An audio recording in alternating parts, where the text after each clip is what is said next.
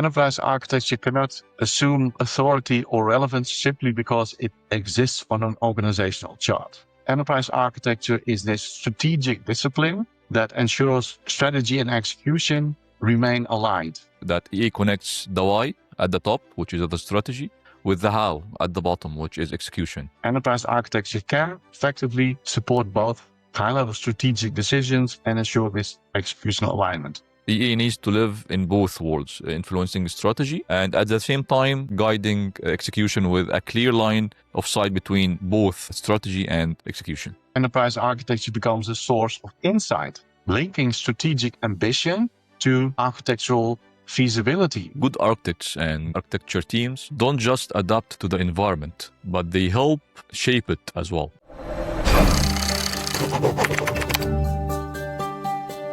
Welcome back to the EE Explained. If you have been following our journey so far, you have probably seen by now how enterprise architecture connects strategy, design, and execution. But there is one question that comes up in almost every organization trying to implement enterprise architecture, which is, where does architecture actually belong? Should it sit with the strategy, or should it report into the IT, or should it be an independent function? That's what this episode is all about, positioning enterprise architecture in the organization. We will talk about how EA can operate both strategically and operationally, how teams earn credibility, and how different setups work in real world. And as always, I'm joined by Eric Jager to unpack this. Eric, welcome back. Yes, thank you, Omar. Like always, this time it is my pleasure as well. It's always my pleasure, Eric. And I think today's topics is one of those that it depends discussion that every architect has had at some point with different stakeholders. Absolutely. I think it's a very topical issue that we're discussing today. And I think that everyone from their own perspective recognizes what we are about to share with the audience. So let's get into it.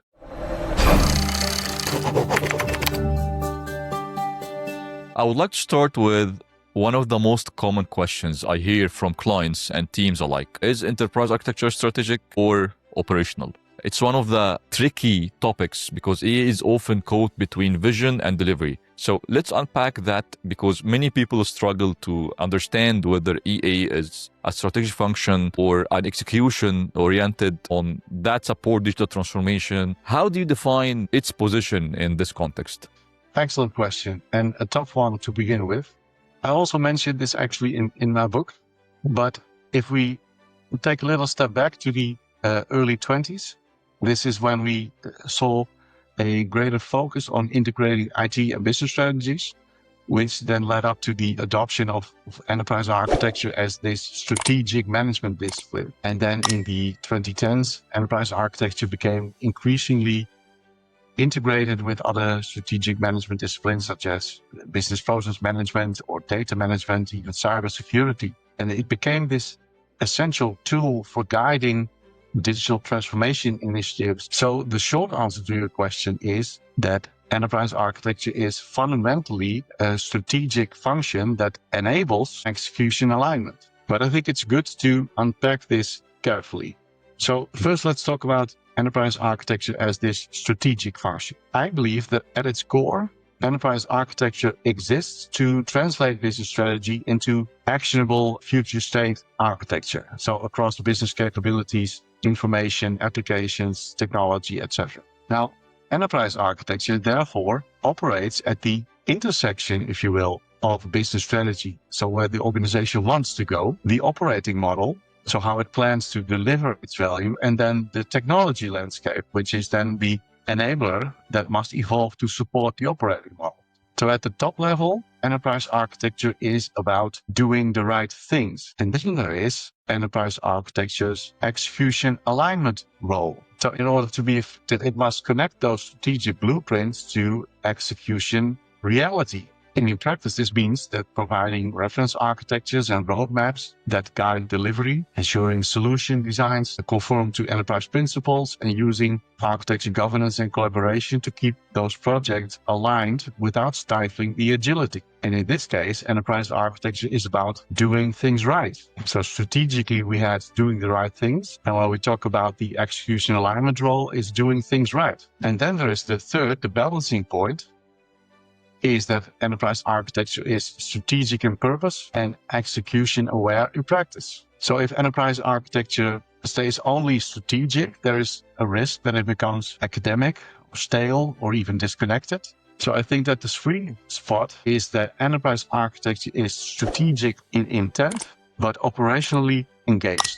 So it defines why and where in the organization should go, but it also provides the frameworks, the principles, guidance that ensure that execution decisions reinforce, not erode, the strategic direction. So in short, enterprise architecture is this strategic discipline that ensures strategy and execution remain aligned. So it operates at the boundary between vision and delivery. That's a very interesting way to look at it. If I can recap this, that EA connects the why at the top, which is the strategy, with the how at the bottom, which is execution. And I believe when it's done correctly, like you mentioned, it keeps both sides aligned, whether the strategy teams, business teams, and IT or the execution teams. So following on that, can EA effectively support both high-level strategic decisions and ensure execution alignment at the same time without being biased? Yeah, and I think the short answer to that question is yes. Enterprise architecture can effectively support both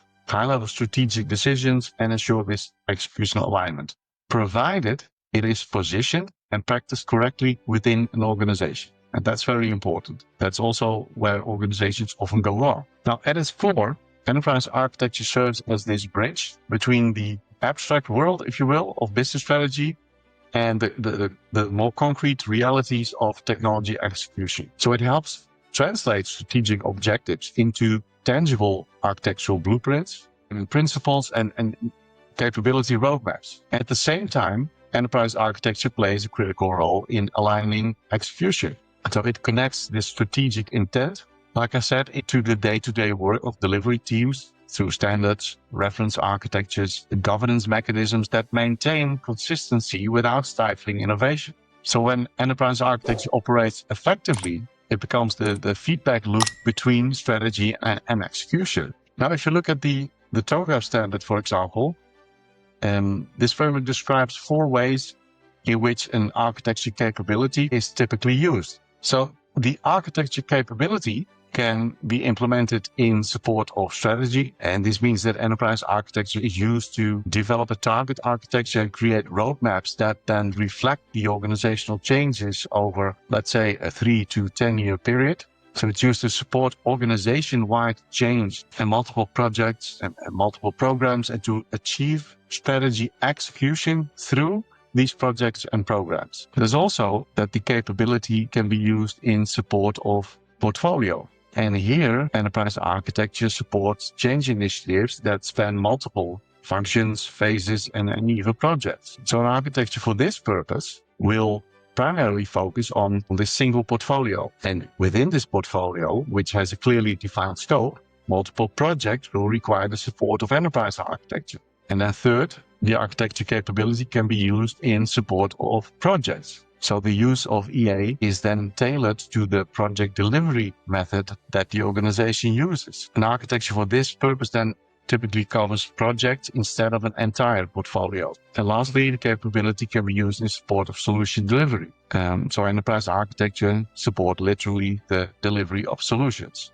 It typically covers one project or a significant portion of a project, and it's used to define how the change will be designed and delivered, and to identify specific constraints, controls, architectural requirements for this particular design. So ultimately, the strength of enterprise architecture lies not in choosing between strategy and execution, but in integrating the two so that strategic direction is continuously realized through well-aligned and practical delivery. I totally agree with you, Eric. And from my perspective, it's that dual role that makes EA so valuable, but also sometimes misunderstood, to be honest. Sometimes EA are too strategic and they lose the connection with the delivery. And most of the times they are too operationals and they lose the seat at the strategy table, if I can say that. That's bring us to another key question about where EA sits in the organization from your perspective. How does the positioning of the EA differ in organizations, whether they treat it as a project support function or that they embed EA in the strategy planning? Right. The positioning of enterprise architecture actually differs profoundly between organizations that treat it as this project support function and those that embed it in strategy or in strategic planning. And it is this difference that shapes its influence, the scope, and ultimately also the value it brings to the organization. So in organizations where enterprise architecture is positioned as a project support function, it tends to operate reactively, engaging primarily during solution delivery or technology selection. So its role often centers on enforcing standards, reviewing designs, ensuring compliance with the predefined architectures. Now, while this can provide short-term consistency and some sense of control, enterprise architecture in this capability, or in this capacity, is largely execution-oriented. So it's viewed as a governance checkpoint rather than a strategic enabler, and typically joins initiatives after key business decisions have been made. So consequently, architects in such environments may struggle to influence direction or shape investment priorities. So enterprise architecture becomes this tactical function, valuable, yes, but limited to optimizing local delivery rather than guiding enterprise transformation. So in contrast, when enterprise architecture is incorporated into strategic planning, then its role shifts from enforcement to enablement. And in this context, EA becomes part of the strategic conversation, helping executives define how the organization's business capabilities, the operating model, technology landscape, and whatnot must evolve to achieve the long-term goals. So enterprise architecture becomes a source of insight, linking strategic ambition to architectural feasibility, if you will. And in this capacity, EA informs portfolio prioritization. It identifies opportunities. It helps balance innovation with operational stability. And the result is a significant cultural and structural shift, because EA moves from being a downstream reviewer to an upstream shaper of change. And organizations that achieve this form of integration often experience greater coherence across initiatives, faster decision-making, and a clearer line of sight getting from strategy to execution. So in essence, when enterprise architecture is embedded in strategic planning, it evolves from this project support mechanism into a strategic leadership discipline, one that ensures that every investment, design, and delivery decision combines to a unified organizational vision. That's such a crucial point, Eric, that I believe it clarifies a lot how structure changes influence the value of EA. Whether it's, if I can say that, and correct me if I'm wrong, a reactive or a proactive function. Absolutely. Yeah. It makes all the difference between the two. So if I can recap this point, I would say that the real answer isn't one or the other. EA needs to live in both worlds, influencing strategy and at the same time guiding execution with a clear line of sight between both strategy and execution. Absolutely. That's very correct conclusion of what I just said. Perfect. And now that we have talked about where EA can fit, let's talk about how actually teams can earn that position. Because being part of the conversation is one thing and staying there is another different thing. In your book, Getting Started with Enterprise Architecture, you mentioned that architecture teams need to earn their place. What does that mean in practical terms, if you can describe that to us? Yes, that's an excellent question. I think that it means that enterprise architecture cannot assume authority or relevance simply because it exists on an organizational chart. So its legitimacy must be demonstrated through tangible value. So in practical terms, earning their place means that enterprise architecture teams must shift from being perceived as theoretical or even obstructive to being recognized as pragmatic enablers of strategy and transformation. So Practically, it begins with building trust and credibility. So EA teams must deeply understand the business, its goals, its challenges, and the competitive pressures before prescribing architectural principles or standards. Earning their place also requires delivering quick and visible wins while maintaining this long-term view. So early in their maturity, EA teams often gain traction by solving specific pain points. And these achievements then build credibility and create a momentum for broader organization level influence. And I think finally, earning their place means adapting to the organization's context rather than improving an idealized model. So effective EA teams adjust their engagement model to match the organization's culture, maturity, and even pace of change. Architects act as facilitators rather than gatekeepers. So to summarize, I think EA teams can earn their place by proving that they are not there to slow things down or to impose bureaucracy, but to help the organization make smarter, faster, more coherent decisions, turning architectural thinking into this practical instrument of strategic and operational success. I love that perspective, Eric. And this is very crucial to teams to understand that credibility isn't something that stakeholders give to the EA team. It is something that earned through value and outcomes. It's more about proving value is through every engagement the EA team is engaged in. And that ties into something every EA team struggles with early on, which is building trust with the business. So can you share with us some practical ways how EA teams can build their credibility and trust within the business? I think, like you said, building credibility and trust is an essential thing to do for EA teams, because without it, like I just mentioned, architects risk being seen as bureaucratic gatekeepers rather than strategic enablers. The practical ways to achieve this focus on delivering tangible value and demonstrating business understanding and engaging collaboratively. Now, EA teams can demonstrate this immediate business value by tackling high priority pain points, like I just mentioned. So, for example,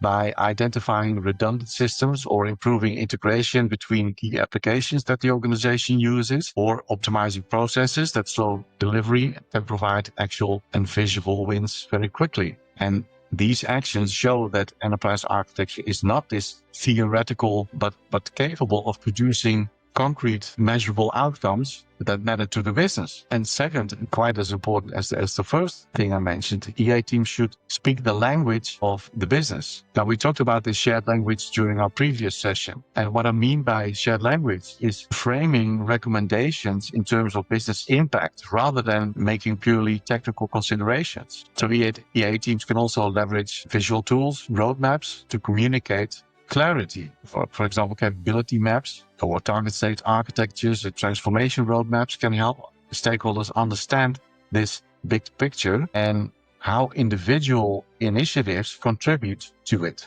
And then, of course, these EA teams can measure and communicate their impact as well, tracking metrics such as the reduced duplication or faster project approvals or improved system interoperability or even alignment with strategic priorities demonstrates that enterprise architecture is actually making a difference. Credibility is earned through combination of tangible results, business-aligned communication, proactive engagement, clarity of vision, consistent demonstration of value.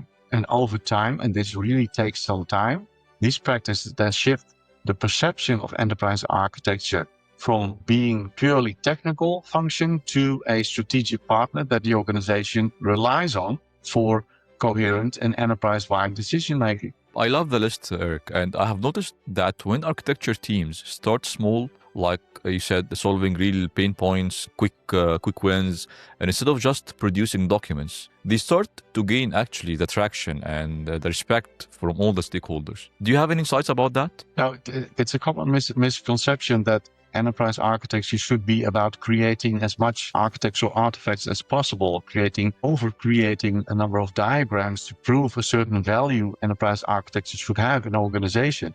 But that's not true. You should always focus on low-hanging fruit or the actual pain points that appear in an organization and demonstrate that by removing those pain points quite easily or faster than the organization might expect, That's when you prove your immediate added value, and you should focus on that, not creating or over-creating a large number of diagrams. Absolutely. And this brings the focus to the people skills and being transparent with the stakeholders. Because on the other hand, what are the most common mistakes you have seen that new EA teams make when trying to establish their value or their position in their organization?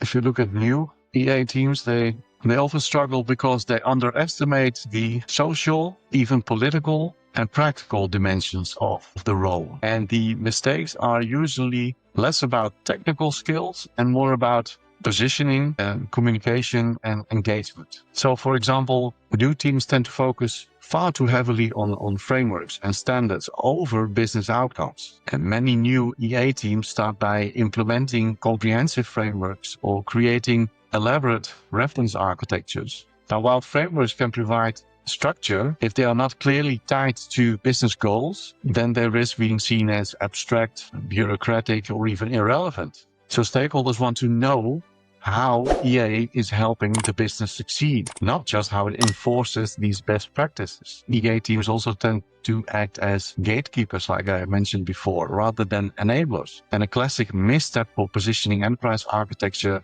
as the team that says no to projects that don't fit the architectural vision. And then there is, of course, communicating in technical jargon. EA teams often default to this technical language or detailed diagrams or even modeling conventions that might resonate internally but fail to connect with business leaders, right?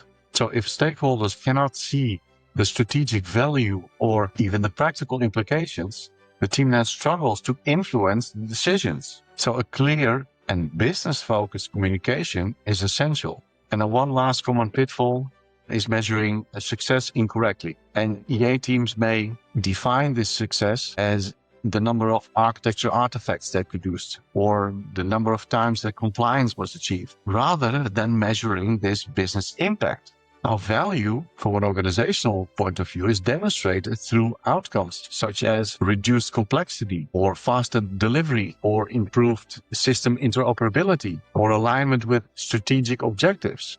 That's where the real value lies. It's not about the number of artifacts that the EA team produced. So the most common mistakes involve being overly technical, bureaucratic, inward focused, rather than demonstrating this tangible business-aligned value through collaboration, communication, and incremental wins. So the key lesson is that enterprise architecture earns its place by being practical and pragmatic and acting as a trusted partner in achieving organizational goals. Well, that resonates so much, Eric. I've seen teams focus too much on, like you said, frameworks, modeling, governance, being the gatekeepers before they have built relationships with the stakeholders. And I believe that EA has to feel like being a partner, not a gatekeeper. So my question to you, Eric, can you share a story where an EA team successfully repositioned the function from being reactive to being seen as a strategic partner in the organization?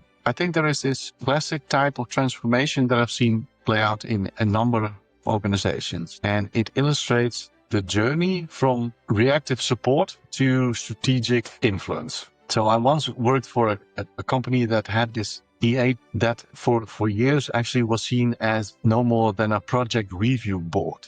So they were mostly called in after project designs were already underway, and they were tasked with checking compliance against technical standards. So naturally, business leaders saw them as bureaucratic blockers rather than partners, and the enterprise architecture influence on strategy was minimal, to say the least. And the turning point came when I asked the EA team to help rationalize the company's aging technology portfolio, which had become a major drag on agility and cost efficiency. So instead of approaching this as a purely technical exercise, we took a more business-centric approach. So we mapped the core capabilities, linked them to value streams, and identified redundant or high-risk systems that were slowing this delivery. And we then presented this capability-based technology roadmap showing how modernization initiatives could actually accelerate the organization's strategic priorities, like faster project launches and digital customer engagement. And by framing the work in terms of business impact, rather than just technology compliance, the team then suddenly became relevant to executives. So we were invited to portfolio planning meetings, we contributed to investment decisions, and we actually started guiding which initiatives to prioritize based on strategic alignment. So over time, we shifted from reacting to project requests to shaping the organization's transformation agenda. And our reputation then slowly changed from the compliance police to trusted advisors who connect technology choices to business outcomes. So the keys to this shift were simple, but actually powerful. Focus on business value first, communicate in terms that business leaders actually understand, and create visible wins that support strategic goals, and engage proactively rather than waiting to be asked. That's an inspiring example, Eric. I think it shows that with persistence, focus, EA teams can absolutely shift how they are perceived. So to conclude, focus on outcomes, relationships, and results, and the credibility will follow.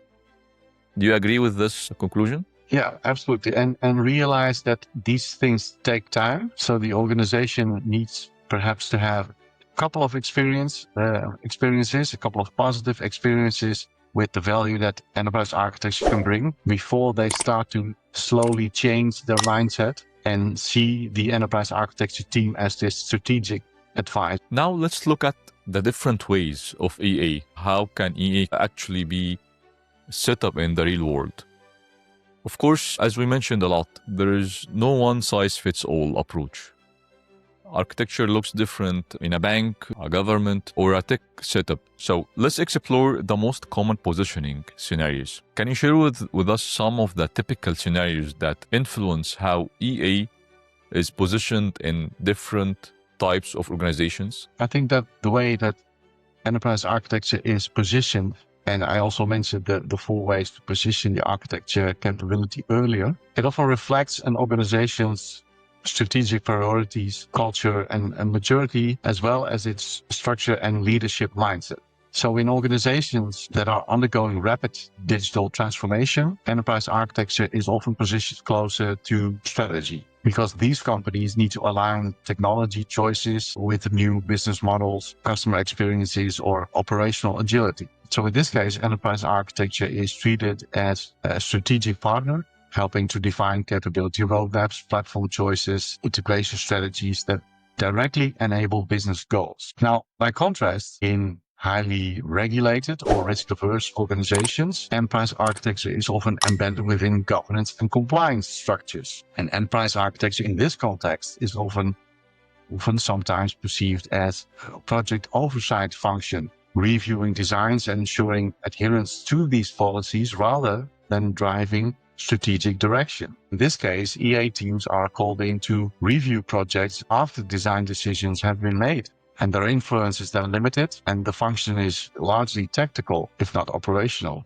And then finally, in mature, digitally savvy enterprises or organizations, EA is embedded in portfolio and product management processes, often reporting to the CEO, the CTO, or even the chief strategy officer. So enterprise architecture operates at the intersection of strategy and execution, and it shapes the target state architecture, ensures that initiatives align with the organization's capabilities, and provide foresight on technology evolution. While in such organizations, enterprise architecture is seen as a strategic enabler, not just as a support function. Enterprise architecture's positioning is influenced by the organization's strategic priorities, regulatory environment, culture, and even leadership vision. So how it is perceived from tactical reviewer to strategic partner, it depends less on the skills of the architects and even more on where and how the function is embedded within the organization's decision-making ecosystem.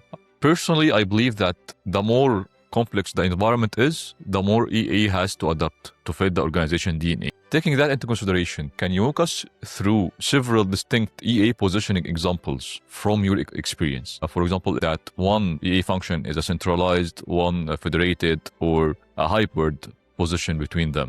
Yeah, I think that those are the most common ways organizations structure enterprise architecture, and then each positioning has distinct implications for influence, scope, and execution, right? So let's start with the centralized model, in which the EA team is a single organization-wide function, often reporting directly to the CEO, CTO, or like I just mentioned, the chief strategy officer. And the team then has clear authority over architectural standards, principles, its governance, and its focus on the organization-wide alignment. In a federated model, architecture responsibilities are distributed across business units or divisions, and each unit has its own architects who focus on local priorities, with a smaller central enterprise architecture function provides this overarching guidance and frameworks. And then the hybrid model combines the elements of both centralized and federated approaches. So a central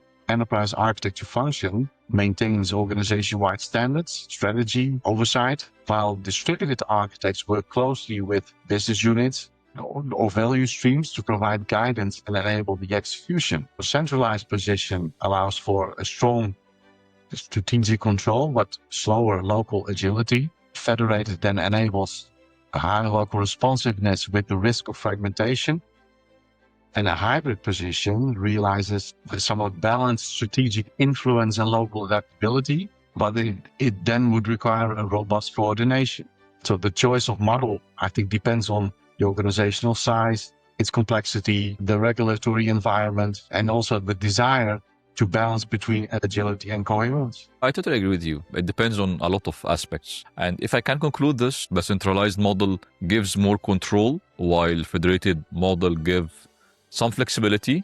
And the hybrid model is trying to balance both depending on governance, maturity, culture, organization size, and so on and so forth. Now, what about the external side of the story? In other words, how can external factors like regulations, industry trends, or standards, even leadership styles, can affect the way EA is structured and operated and the value behind EA? Also, the second part of the question is, what should the teams do in situations like that? It's an excellent question. I think that external factors can have this profound influence on both how enterprise architecture is structured and how it is perceived or valued within an organization. Now, regulation and compliance requirements are one of the most common external drivers. So industries such as banking, healthcare, energy, pharmaceuticals, they operate under strict regulatory regimes. So in these environments, enterprise architecture then often takes a compliance-heavy role, ensuring that the systems, the data, and processes meet those legal standards. And this can position enterprise architecture as a more tactical or governance-focused function, emphasizing risk mitigation over innovation. So to navigate this, EA teams should embrace the compliance mandate while translating it into a business value, such as reducing audit effort or minimizing regulatory penalties and building trust with their customers and regulators. Industry trends and competitive pressures also shape enterprise architecture's positioning. So organizations in a more fast-moving sector like retail, technology, or digital services, they need to respond quickly to market changes, to adopt new platforms and experiment with emerging technologies. So in these contexts, enterprise architecture that is too rigid or process heavy risks being sidelined. Now, the solution for enterprise architecture in this case is to shift from policing to enabling, providing flexible reference architectures, reusable capabilities, and strategic guidance that accelerates delivery while maintaining alignment with the long-term objectives. And then, last but not least, executive leadership style and priorities also significantly influence enterprise architecture's authority and scope. So leaders who are visionary and digitally focused tend to embed enterprise architecture in strategic planning, valuing its guidance in portfolio decisions and transformation initiatives. On the other hand, leaders who are very risk averse or highly operational may see enterprise architecture as more of a product support or standards enforcement function. So in either case, EA teams must adapt their engagement style So with visionary leaders, they can proactively shape strategy and investment. And with operationally focused leaders, they may start by demonstrating, let's say, executional value through governance and alignment, and gradually expanding it into strategic influence. And then you ask me what to do. So I think they can or must assess the external environment and the organization's leadership landscape, and then actually tailor their positioning. So what I mean by that is that they should try to align EA objectives with regulatory and compliance priorities while translating them into measurable business outcomes, and to adjust their communication and engagement approaches to match the leadership style by emphasizing either strategic foresight or executional reliability as they deem necessary. And they should also build this feedback loop from execution to strategy to show that EA adds value in both mitigating risks and enabling growth. External pressures dictate where enterprise architecture can influence most effectively and how its value is perceived. And the key here is adaptability. By connecting architecture decisions to regulatory needs, to market trends, leadership priorities, I think enterprise architecture can secure both credibility and strategic relevance. I love that, Eric. And I think that the key behind this is that good architects and architecture teams don't just adapt to the environment, but they help shape it as well. Yeah, one of the things maybe to add to your comment is that most architects think that stakeholder management is simply managing or communicating with those who are directly involved in an architecture project. But what stakeholder management actually means is knowing how your executives or leaders of the organization think, how to communicate with them, with that layer of the organization, and how to use the way that leadership actually operates within the organization to expand your current position and to start improving your strategic influence. I can't agree more. Managing the stakeholders' expectations, how they perceive EA within the organization, and what are their perspectives about EA is crucial for the success of the function and or the practice in general. And that brings us to the end of this episode of the EA Explained. We have looked at enterprise architecture, how can it operate both strategically and operationally, and how architecture teams earn their credibility. And we have seen some of the valuable insights that Eric shared, and how EA also takes different shapes depending on the organization and context. Eric, thank you again for the insights, stories, and real-world perspectives that you shared today. This is one of those topics that really helps teams position themselves correctly for long-term success in their own organization. Yeah, it's been fun to do, and I really hope, as always, that the information that we brought to the listeners is actually of some value to them, or at least sparks another conversation. Thanks so much, Eric. I totally appreciate your inputs and insights, and see you in the next episode. Yes, thank you, Omar. See you.